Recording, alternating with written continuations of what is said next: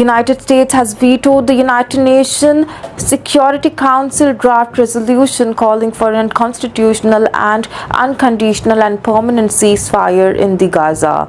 The other 14 members voted in favor of the document, which also demanded the releasing of the all hostages and the lifting of the humanitarian aid restriction.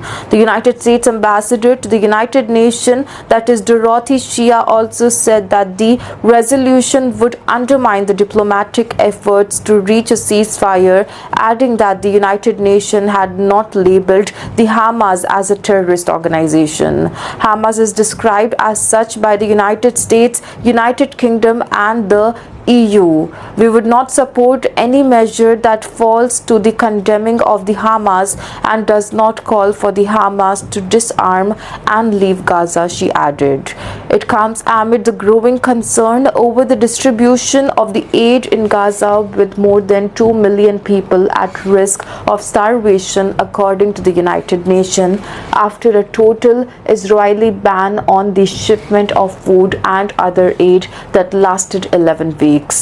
Aid distribution has recently been taken over by the Gaza Humanitarian Foundation, that is GHF, an Israel and US-backed group which aims to replace the United Nations agencies and other organizations in the region.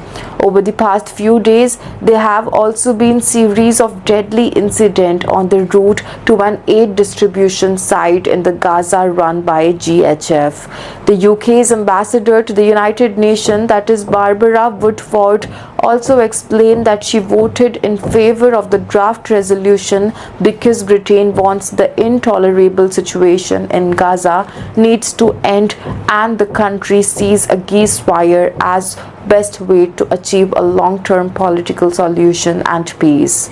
She also added that Israel needs to end its restriction on the aid now and let the United Nations and the humanitarians do their job to save lives, reduce suffering, and maintain dignity.